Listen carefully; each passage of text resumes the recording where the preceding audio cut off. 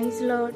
దానియేలు 9వ అధ్యాయం 9వ వచనంలో ఈ విధంగా వ్రాయబడి ఉంది, అయితే ఆయన కృపాక్షేమములు గల దేవుడు అని.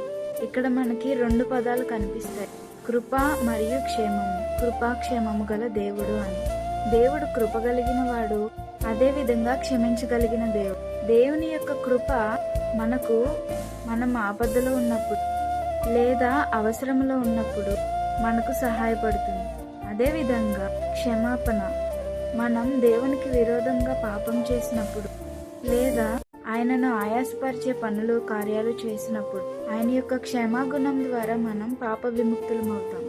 మనకు 1+1 ఆఫర్స్ అంటే ఎంతో ఇష్టం కదా.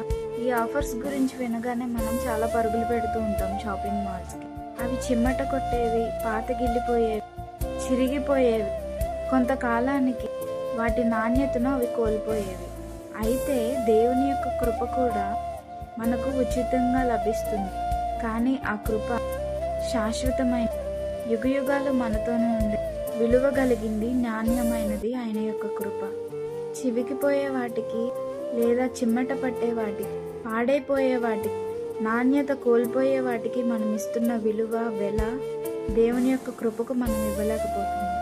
ఆయన కృప ఎంతో విలువగలది.